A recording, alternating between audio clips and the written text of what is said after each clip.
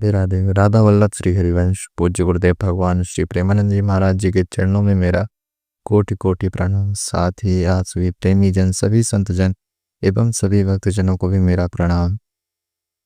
कभी कभी हमारे मन में यह प्रश्न आता है, हमारे मन में संशय आता है कि आखिर जो व्यक्ति, जो साधक बुरे कर्म कर रहा है वह व्यक्ति सुख भोग रहा है, और हम जो सत्कर्म में लगे हुए हैं, अपने सही दिशा में लगे हुए हैं, धर्म स्वरूप काम कर रहे हैं, धर्म के साथ चल रहे हैं, उनको अधिक कष्ट मिल रहा है, उनको ज़्यादा समस्याएं मिल रही हैं, ज़्यादा विपरीत परेशानियों का सामना करना पड़ रहा है। और यही प्रश्न गुरु जी से एकांतिक वार्तालाप में भी कई बार पूछा गया है कि हे गुरुवर, हम अक्सर देखते हैं कि हम अच्छे काम कर रहे हैं, अच्छे फल कर रहे हैं, तो भी हम समस्या में हैं।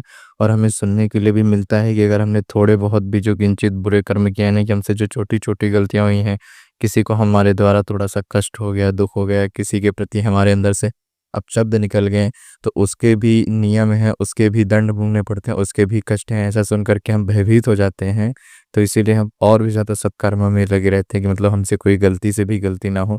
परंतु हम जब देखते हैं कि ऐसे कुछ लोग हैं जो अपने जीवन में कर तो रहे हैं, बुरे काम कर रहे हैं, गलत काम कर रहे हैं, परंतु वह फिर भी सुखी हैं, फिर भी प्रसन्न हैं, फिर भी अपने जीवन में सफलता प्राप्त कर रहे हैं, उनके पास किसी चीज़ की कमी नहीं है। ऐसा क्यों? तो इस पर गुरुदेव भगवान श्री प्रेमानंद जी महाराज बहुत ही सुंदर सा उत्तर देते हुए कहते हैं कि कई बार ऐसा देखने के लिए मिलता है, अक्सर होता क्या है कि जिस भी व्यक्ति के जो पुण्य कर्म है वह बहुत ज़्यादा होते हैं अपेक्षा किसके, जो पाप कर्म है, तो उस साधक को क्या किया जाता है कि पहले उसके जो पाप कर्म है जो थोड़े से हैं, उससे वह खत्म कराए जाते हैं। इसलिए पहले उसको कष्ट दिया जाता है, पहले उसको दंड दिए जाते हैं, कि ताकि उनके जो जितने भी पाप कर्म है जो थोड़े मात्रा से हैं पुण्य की तुलना में, तो वह खत्म हो जाए, वह समाप्त हो जाए। और जैसे ही उसके पाप कर्म समाप्त होते हैं, फिर उसके जीवन में सुख ही सुख है, अच्छा ही अच्छा है, यानी कि फिर उसको उस जो अच्छे कर्म है उसके फल मिलने प्रारंभ हो जाते हैं। और वहीं अगर आप देखो कि जिस भी साधक के, जिस भी व्यक्ति के पाप कर्म जो है वह बहुत ज़्यादा अधिक होते हैं और उनके पुण्य कर्म बहुत कम होते हैं, यानी कि पाप कर्म ज़्यादा कर रखे हैं और पुण्य के कर्म बहुत कम कर रखे हैं, तो उनके जो पुण्य के कर्म हैं बहुत कम हैं। इसीलिए पहले भगवान क्या करते हैं कि उनके पुण्य के जो कर्म है उसको खत्म करते हैं, यानी कि पहले इसे पुण्य के फल भुगवाते हैं।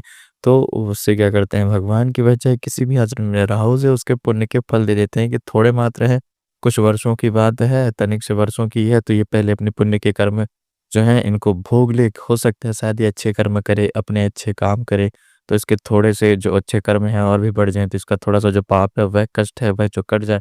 परंतु ऐसे में क्या करता है साधक, कि और भी ज़्यादा मनोरंजन में लगा रहता है, मस्ती में लगा रहता है, अपने मनमानी आचरणों में लगा रहता है, भोगों इंद्रियों के विषयों में लीन रहता है। और जैसे उसके पुण्य कर्म समाप्त होते हैं, क्योंकि वह तनिक से थे, उसके बाद जो उसने जितने भी पाप कर्म किए, जितने भी अधर्म आचरण किए, जितने भी गलत आचरण किए, जितने भी गलत लोगों के साथ है, गलत संगत में रहा है, गलत इंद्रियों के वशीभूत होकर के गलत-गलत कर्म किए हैं, उन सभी के उसे फल भोगने पड़ते हैं। और फिर उसको न जाने कहाँ-कहाँ, दर-बदर, यहाँ से वहाँ, वहाँ से यहाँ कष्ट भोगने पड़ते हैं। हमने भी कई बार अपने जीवन में ऐसे लोगों को देखा होगा कि जिन्होंने बुरे कर्म करते हुए भी अपने जीवन में पहले बहुत अच्छा फल प्राप्त किया होगा कुछ वर्षों तक। फिर अचानक से ही उनके जीवन में गिराव आता है, रुकावटें आती हैं, और फिर वह डाउनफॉल आता है जब, तो वह गिरते हैं, तो उनके जीवन में एक के एक बाद एक के बाद एक समस्याएँ आती जाती हैं, और उनको कि कोई ना कोई समस्या, कोई ना कोई कष्ट, कोई ना कोई परेशानी विचलित या परेशान करते ही रहते हैं। तो इसी प्रकार से हमारे जीवन में भी चलता है।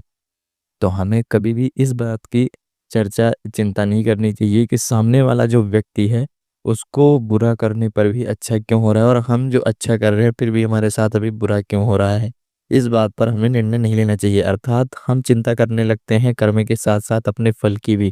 हम फल की चिंता करने लगते हैं कि हमें अभी यह फल क्यों मिल रहा है, हमें दूसरा फल क्यों नहीं मिल रहा, हमें हमारे अच्छे कर्मों का फल क्यों नहीं मिल रहा, हम अच्छा कर रहे हैं तो। यह गलत निर्णय होता है। एक साधक को केवल अपने प्रभु के ऊपर इतनी विश्वास और इतनी सच्ची निष्ठा होनी चाहिए कि कभी भी पल के ऊपर, यानी कि जैसा हमारा समय चल रहा है उसके ऊपर हमें कभी भी संशय लगाना ही नहीं चाहिए। कभी भी हमें प्रश्न चिन्ह लगाना ही नहीं चाहिए। सब कुछ प्रभु की इच्छा मान करके, प्रभु के चरणों में समर्पित करके, अपने आप को प्रभु के चरणों में समर्पित करके, नाम जप करते हुए, नाम का आश्रय लेते हुए, केवल अपने उस मार्ग पर, आध्यात्मिक मार्ग पर आगे बढ़ना चाहिए धर्म स्वरूप। और धर्म के सहारे से ही, धर्म के अनुसरण से ही हर एक कार्य को धर्म पूर्वक करके, अपने कर्तव्य का पालन करके प्रभु का नाम चिंतन करते हुए, श्यामा श्याम जी के नाम को चिंतन करते हुए, अपने आराध्य को याद करते हुए अपने सत्मार्ग में आगे बढ़ना चाहिए। हमारे अच्छे कर्म हमारे द्वारा हुए बुरे कर्म का कौन सा फल हमें कब प्राप्त होगा, कितना प्राप्त होगा, इस बात की चिंता ना करते हुए सब कुछ प्रभु पर निर्भर करें। तभी हम अपने जीवन में सफल होंगे और अपने आध्यात्मिक मार्ग को और आगे अच्छा बना सकेंगे। अगर हम सदैव फल की ही चिंता करते रहेंगे तो हम कभी भी सत्कर्म कर ही नहीं पाएंगे, और सत्कर्म नहीं करेंगे तो फिर हमारा जीवन कभी भी सार्थक होगा ही नहीं। जीवन सार्थक बनाने के लिए प्रभु के चरणों में समर्पित रहें। क्या हमें हर बार हर जीवन यहीं थोड़ी रहना है, एक न एक दिन तो हमें चले ही जाना है। तो क्यों ना हम इस जीवन से जाने की तैयारी में लगे, अर्थात प्रभु से जुड़े और प्रभु के चरणों में समर्पित हो। तो अपने आप को प्रभु के चरणों में समर्पित रखते हुए ही हमें हर कर्म करने चाहिए।